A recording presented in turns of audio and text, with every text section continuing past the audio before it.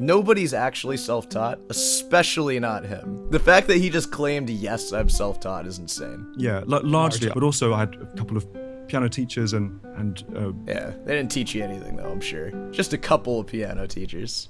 Just a few of them. Freaking team of piano teachers, but I was mostly self-taught. Hey, this is Cameron, and welcome to the reaction log. Whoa. As you can hear, I'm still a little bit sick, but I feel well enough to do this. I know, I could wait a few days, but it's a Jacob Collier interview. How could I possibly resist? So what is this? This is an interview from Colin and Samir. I don't know who they are. They have a YouTube channel, 1.58 million subscribers. Whoa, wow. And of course, we have the title. We interviewed the Mozart of Gen Z. And that is how we know him, by the way. Truly, the Mozart of Gen Z. I don't know if that's a good thing or not. When it comes to, like, good music, Mozart isn't the first thing that I think of. Personally, we're gonna go Beethoven, something a little bit later. Something with a little more substance to it. Rachmaninoff, maybe. Or even before then, Bach, of course. Honestly, when they say the Mozart of Gen Z, this might be an insult. I don't know, just throwing it out there. Anywho, what is this? I am a classical guitarist getting over a sickness right now, that's why I sound hoarse. So, you know, just kind of deal with it for this one. My career is defined by making fun of other greater musicians and showcasing my jealousy through reaction videos, and that's exactly what we're gonna do here today. So without further ado, let's jump into Jacob Collier, the Mozart of Gen Z. There's this funny myth that you need to somehow know what you're doing, but people who know what they're doing don't make interesting work. It's just... Yeah, dude, just out the gate. Yeah, if you know what you're doing, you can't make interesting work. Again, Bach, Beethoven. You think they knew what they were doing? Well, they couldn't have, because they made interesting work, right? That's crazy coming from Jacob, because I'm pretty sure Jacob knows, like, everything. It's not how many people have I reached. It's of the people that I reached. How many of those did I move? Don't ask my comment section that question. You guys are so mean to Jacob Collier. I don't know why. I'm a fan of his personally. I like his music. What I hear in my comments a lot is how can someone so talented make such uninteresting music? I feel like that's more of a you problem. I find his music pretty interesting. This is Jacob Collier. No, these are Jacob Colliers. And in October 2013, he uploaded this YouTube video that would take him from making videos in his bedroom to kind of still making videos in his bedroom. He still does that. No one ever leaves the bedroom YouTube video era. That's always a thing. To selling out arenas all over the world. But yeah, he does that too. That's another thing that I hear in my comments too. Like, how many arenas have you sold out, you freaking classical snob douchebag? 0. That doesn't mean I can't make fun of people though. Think about it. Been referred to as the Mozart of Gen Z, and at the age of 29 has already won 6 Grammys. It's a massive honor to be in this room, such a tintinnabulum of musical brilliance. So thank you for having me. Nice vocab. This is one of those episodes where you're going to want to have a notebook out while you listen. Yeah. It's a lot of things that you don't want to forget and that will likely spark ideas in your own creative work. Hey, I got you one better. I'm just going to record the whole thing and make my own YouTube video about it. How about that? All right, now for our conversation with Jacob Collier.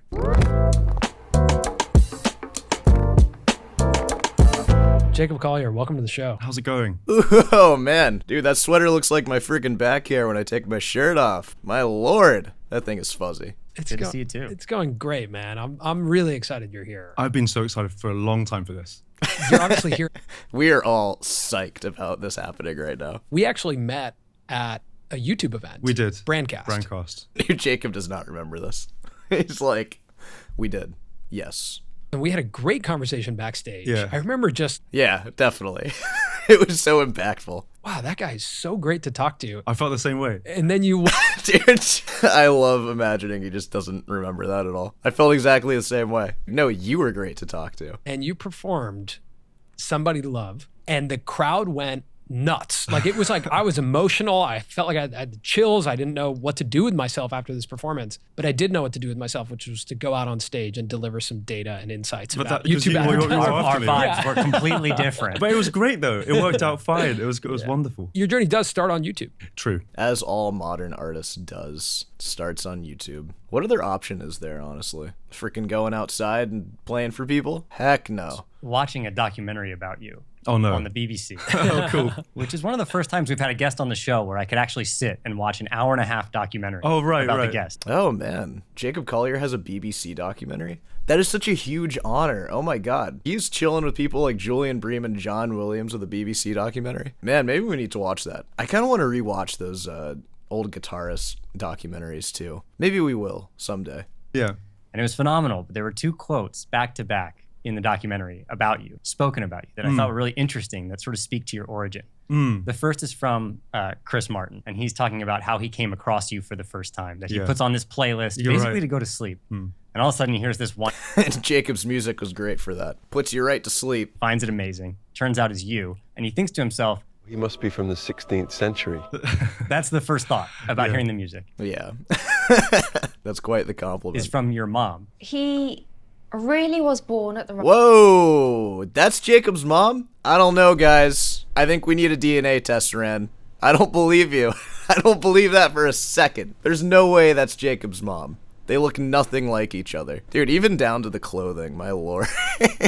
Dude, they might share a wardrobe, too. That's a whole new meaning to sharing jeans, if you know what I'm saying. Not to be disrespectful or anything. They are just the absolute spitting image of each other. Like, wow, that is crazy. Really was born at the right time. And I found those to be so interesting. That Chris Martin could say the sound felt old, but that this was the right time for you to be born. That is interesting. Yeah, I'd forgotten that they edited that back to back. That's clever editing. But I do often think about the time I've been born into, and I do think I'm great. Well, I am very grateful for being here now. Dude, same. Post in the comments if you're grateful to be here right now. Absolutely. I think 5 years in either direction would have certainly changed the trajectory of my creativity. Dude, I feel the exact same way. I feel like if I was born 10 years prior, I would have been screwed. Just because I've made my entire living since graduating college all online, never having to work for anybody, probably wouldn't have been an option if I was born 10 years earlier. But who knows? I guess we all kind of figure stuff out. It always feels like the right time wherever we are now. So who knows what we'd actually do. But, you know, I kind of relate. Yeah, I just want to take some buzzers and just give that a good old buzzing. Buzz those shoulders. That's actually not his sweater, by the way. He just has insane hair. It's all poking through the holes in the sweater. A little fun fact for you. That's not in the footnotes for this one. That is just coming from someone who is also hairy. It was a particular space, I think, at that time for content creators who didn't necessarily weren't interested so much in the idea of sort of conforming to something like an algorithm or a particular format, but were more interested in making stuff that they thought was really cool. Yeah, dude, YouTube creators back in the day were so much more genuine, right? Nowadays, we all just care about the algorithm. You know, there's not really much I can say to that. Here I am making another Jacob Collier video. I contributed to YouTube because I felt like it was kind of the broadest space for me to do things on my own terms. I just thought, well, this is interesting to me. This is so interesting that I want to share it. And never really thought too much about having a career. But that was the magic of YouTube at that time, is that things could be on their own terms. You know, your first video is this iTunes visualizer, which is fantastic. Huge fan of the iTunes visualizer. I mean, that was an epic era of youth.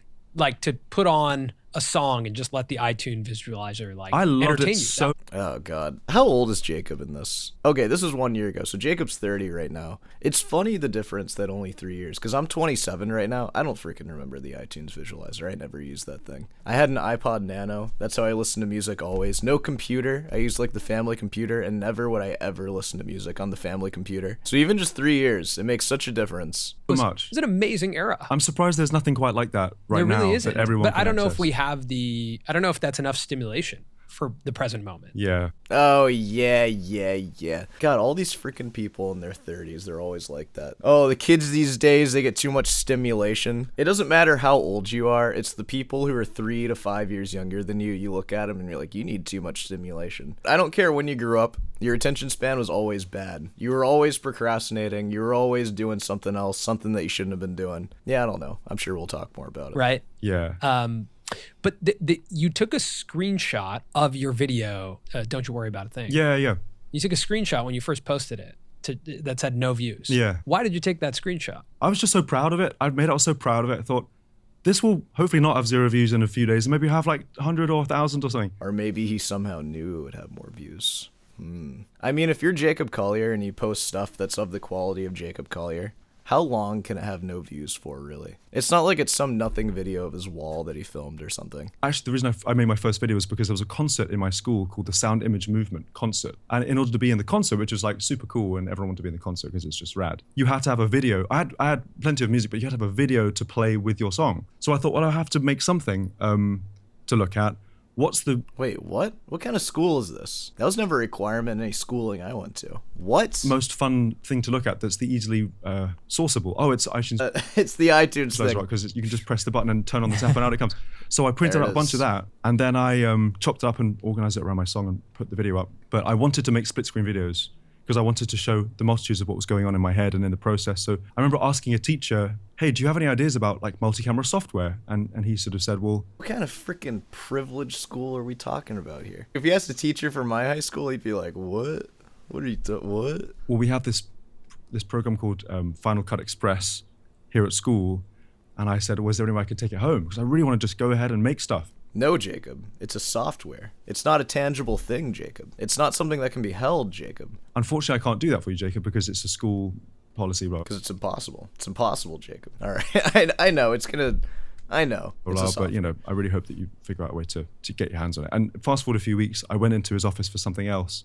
I think just to ask a question about something different. He answered my question, and then as I was leaving, he said, you know, I just want to say again, Jacob, I'm sorry that I couldn't help you out with Final Cut Express, but you know, once again, I hope that you find a way to make the things you want to make. And he just dropped a little CD on the desk as I was walking out the room, unlabeled, and I went home and put it in my computer, and it was Final Cut Express. And now you just exposed that teacher for all the world. Dude, somebody call the FBI on that guy. Pirating software? What? Get that man arrested. Fill the prisons with men like him. Such a moment. It was such a moment. That's amazing. Such an important moment. So based off of that, rather unruly software at that time, I went on to make a bunch of these videos. And Don't You Worry About a Thing was, a few videos in. It was after I'd done a few different a cappella videos, but I wanted to start playing instruments because that was a huge passion of mine. And I wanted to show people what was going on. I figured it would help them kind of have an eye and an ear in. It's like opening a window into the process, because sometimes when you listen to music, especially if it's multi-layered and complex, it can maybe feel quite opaque to peer into. You can be moved by it, but not necessarily understand it. So I wanted to say, hey, I have nothing to lose by showing you everything I'm doing here. So here's a guitar, a castanet, a shaker, double bass, 6 vocals, and this is what I'm doing. Yeah. And that video, for whatever reason, that video struck a chord, pun not intended. And it was this quite a transparent rendering in a sense of like what I was up to, what I was doing. And I've always loved that song by Stevie Wonder. It's just a total timeless banger. And yeah, I released the video, and it was quite an extraordinary week. I've got to be honest. Whenever you have a video pop off, it's always an extraordinary week. And Jacob, I gotta say, you're part of the reason for one of my extraordinary weeks too. Hold on, let me find my phone. Where's it at? See, this is the dragon I'll forever be chasing right here. Yeah, like when I release this video, Jacob Collier reinvents the guitar. God, it's coming up on 150,000 views. What do you think the chances are that Jacob has at least seen the video like in a sidebar on YouTube? It's not 0. I bet he's seen that, and he's just like, what a freaking douche. Does that make me feel slightly bad? Maybe a little bit. It's fine, though. Whenever people say that I hate Jacob Collier or am hating on Jacob Collier, I love Jacob Collier. He is the #1 friend of the channel, and he is like one of the reasons why I'm even here right now. So how could I hate the guy? He's my hero, honestly. 21st century or 20th century, Quincy Jones would have been someone who contributed to something you care about. It's just unavoidable. So receiving an email from Quincy was a hoot. It was totally and utterly bizarre and wonderful. I did think someone was pulling a ridiculously well-executed prank. You know, they'd gone to the lengths of getting a at quincyjones.com email and everything. It's like, how did you do this? Did Quincy ask you for money? That's the indicator right there. I'll buy you a plane ticket, but you need to send me $500 first, and then I'll send it back to you. Love, Quincy Jones. We jumped on Skype at 7 a.m. a few days after the video came. Dude, Jacob Collier with these screenshots. If you ever get on Zoom with Jacob Collier, know that he will screenshot you. Because I thought he'd ask me questions like, hey man, you know, Quincy, music industry, blah, blah, blah. He was just curious about like, hey man, can you explain, like, what's the second chord of the, you know, and I was like, well, it's actually a F7 with a sharp 9. Yeah. And it's like, oh man, I thought there was a sharp 11, you know, and it was just total. And then you were like, you thought that was a sharp 11? Quincy Jones. How could you ever think that's a sharp 11? Kinship. It was just like, oh, so you speak my language, I speak your language. We can totally hang, you know? And then he flew me to Switzerland a few weeks later, and we met in person. Quincy Jones flew you to Switzerland? I assume you're over 18 at this point. I'm sorry, I don't mean to go there. We're not gonna. All right. The whole thing was just very surreal.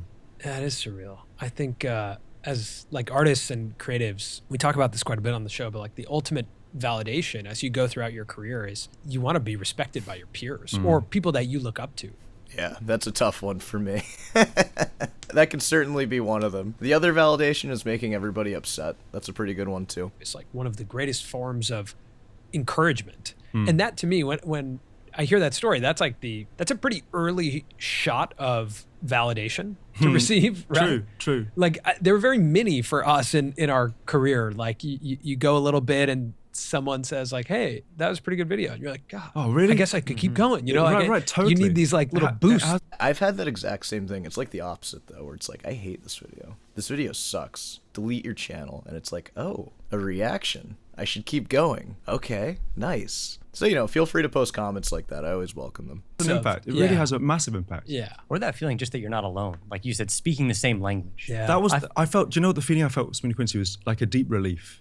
And it wasn't relief because I was worried about Quincy being nasty to me or something. It was relief that there were people out there who were hearing me, who were seeing me, the things I was making, and every detail, because it was so detail oriented. It was color correcting 32 videos and making them absolutely symmetrical, and it's just everything was so kind of thoughtful about those videos. And for someone like Quincy to say, I hear that note, I hear that chord, I see it, I feel it, that to me is always so magical. I can see myself in you, and then you see yourself in me. That's interesting how he mentioned like the relief, because that is something that I have felt too, even though like what I'm doing here is completely different from what Jacob is doing, but I'm still connecting with a pretty sizable audience with my voice, even when it's raspy like this. And a lot of people have resonated with the stuff that I do here, which is just like validation in that like I can be heard and people agree with me and they're like-minded people. And that whole weight on his shoulders thing, I've felt that like basically all through growing up, because I always knew that I was a creative and I wanted to like make something and talk to people and express myself. But the mystery of growing up and knowing that I wanted to do that, but not knowing if I could do it or if it would be anything worth doing, that does feel like a weight on your shoulders. And then when you do figure something out like this, I feel like I kind of figured something out here. It's just a completely different mindset. So yeah, cool stuff. The rebuttal that I imagine I'll get in the comments to that is like, yeah, well, he did that with music and you're just doing that with being a hater. And to that I say, yeah, I know, but still, it still stands. It's nice to be heard no matter what you're doing. That's why we all do stuff. It's just for attention.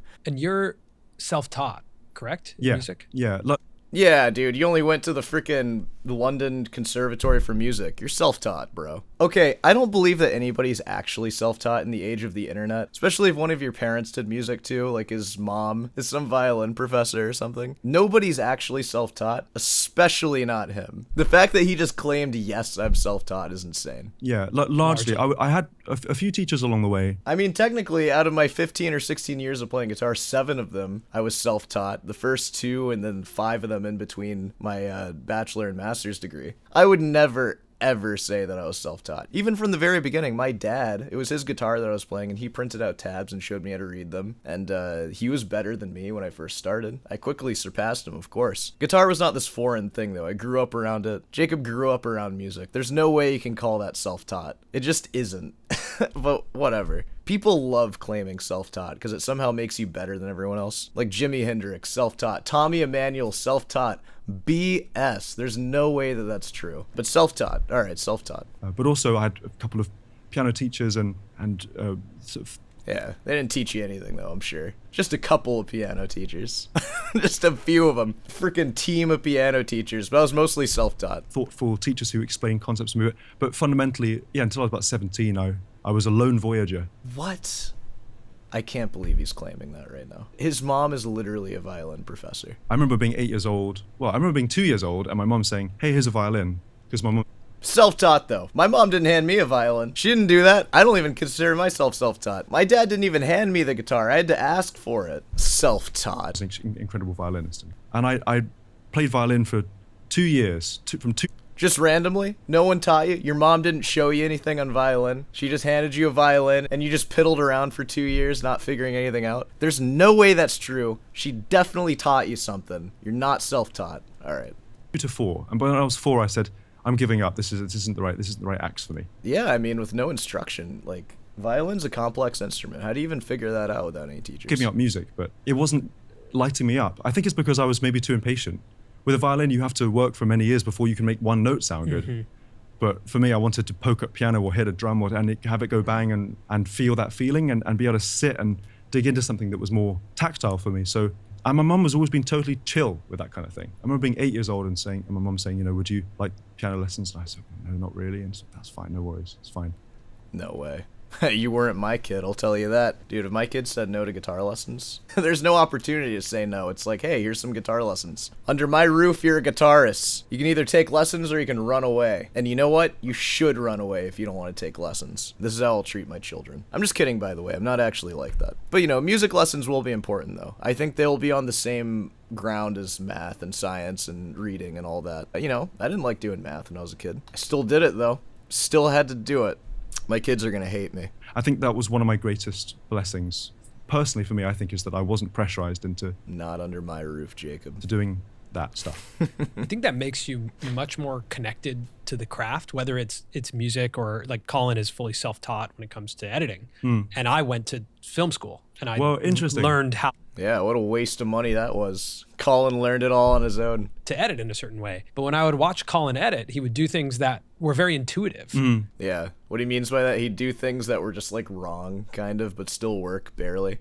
It's like, Colin, there's a shortcut for that. What are you doing, man? If you're self-taught and you still find yourself with the foundation that's similar to everyone else's who wasn't self-taught, I feel like calling yourself self-taught at that point doesn't even make sense because you had to learn it from something. Even if you have a textbook, somebody had to bring all that knowledge together for you to read and interpret, and you would not get nearly as far without that. That is a teacher in a sense. It's just a one-sided relationship teacher. Like Colin's self-taught. I bet he watched a ton of YouTube videos on how to do it though. And you know, there's a lot of info out there. You can learn basically everything that you'll learn in music school just online. It just isn't as fun. Going to music school is fun. That's why I'm going back to music school, because it's fun to have instructors to just tell you what to do. But it's all out there. Like you can watch entire classes on YouTube, and especially when it comes to theory and stuff, just buy the textbook, read it. It's easy. You could only learn it by feeling something in your body, like putting something on the screen and going, that felt good. Yeah. How do I do, I have a thought, how do I do this? Exactly. And you don't actually get that through a classical way of learning, because you're actually taught something, and then you have this amazing quote actually that I want to read. Just hearing all this, I just don't agree. You can't do that with classic learning. You can't feel good about the decisions that you make if it was taught to you. I completely disagree with all of that. Sorry, I'm editing the video right now and I didn't mention this. Our interviewer said something along the lines of, you try stuff and you get that good feeling that you wouldn't usually get from classical education. I think that feeling that you get when you try random stuff and something feels good inside, you're just happy about the thing that you did because it kind of looks like something that was made by somebody who actually knows what they're doing. That does feel good to discover, but you still get that feeling if you just are told to do it. It's like, here, if you have this goal, you can just do it this way and this is the solution for it. You'll still get that good feeling. And then all that time you would have spent trying to find the solution, you can now do other stuff. That's the whole point of the foundation. It's so you don't have to spend all your time so your work can mimic people who actually have the foundation already. Go ahead and just get the foundation, and then you can truly be creative. What is a craftsman with no tools? Your foundation is just your tools. If you need to pay for classes to get it, just do it. You know, that's the part that you just have to get out of the way if you want to have actual control over the stuff that you're making. Of course, you can always just hop into Final Cut Pro and just make random stuff and you don't actually know what you're doing. Or Logic Pro or whatever you're doing. Play a guitar, you can just strum it and you don't have to know what you're doing, that's fine. But if you want to have control over your craft, you need the foundation. And it's okay to get your foundation from teachers. Everybody does, one way or the other. That's all I wanted to say. Alright. People take so much pride in being self-taught, and it's stupid. Everybody has to learn. Nothing is innate in your brain. You can't just magically have information that you don't have right now. Find a teacher. A teacher will teach you. You'll be better off for it. You'll achieve your goals more quickly. The only reason why I make such a big deal about this is because people like Jacob Collier will claim that they were self-taught, and then people will just hear that and think, oh, maybe I can be self-taught too. The real answer is Jacob is not self-taught. And if you try to self-teach yourself stuff like this, you're not going to get nearly as far than if you just found a mentor. I think it's just a weird little prideful thing that people just like to say. Oh yeah, I'm self-taught. Isn't that cool? We all want to be too good for a teacher. You know, we all want to do it ourselves, but it's just not going to happen. And even if you do achieve it yourself, you probably relied on somebody else's work through a textbook or something similar. So, you know. Pull it up. I just thought about this. It says, I used to think your ears dictate everything if you heard it, you could play it. If you give yourself a capacity that is greater than your ears, then your ears sponge up all the technique and grow as well. Yeah, right. I thought that was kind of an interesting interplay of that conversation. I totally agree. And I think there is this constant conversation internally for... You know, I didn't fully understand that, but I'm going to interpret it in this way, because this is how I teach as well. Your ears take a long time to develop, and they take specific practice to actually get them to develop. And to give your ears the best chance of growing, I think already developing some kind of technique on your instrument. It can be through learning songs by rote, or it can be by playing scales and arpeggios, like the fundamentals of music. I think that's the most important thing you can do. Even if you don't even understand the scales or arpeggios that you're playing, just learning them and being able to play them and getting comfortable with them, it will allow your ears to grow, because anything that you hear now, you can relate back to a scale or arpeggio, and you can have these epiphany moments where you hear a scale and it's like, that sounds like this, and you just know the notes already. You hear an arpeggio and same thing, you just play it, you already know where everything is. Just having the proficiency to play them, your ears will eventually make that connection. And without having practiced the technique, you might make the connection with your ears, but you're going to be so slow to express everything that you hear on your instrument that it will just be a slower process. Like, I'm sure it goes both ways too, where you can develop your ears and then develop your technique, or develop them at the same time. But I find that it's just easier to develop technique, which is just putting your fingers down in the right way. And then having musical understanding can take a long time, you know. That's what that sentence kind of reminded me of. I have no idea if that's what they're saying, but this is how I'm going to end it out. Wow, my voice is a little shot, huh? I just wanted to film a video. The next time you hear me in a reaction video, my voice will be a lot better, I'm sure. It's always nice to see Jacob Collier. Thanks for coming on. Well, you know, if you made it this far, be sure to subscribe and leave a like. Of course, if you want some guitar lessons, I teach classical guitar. Not that you heard me play anything today. Here's a note for you.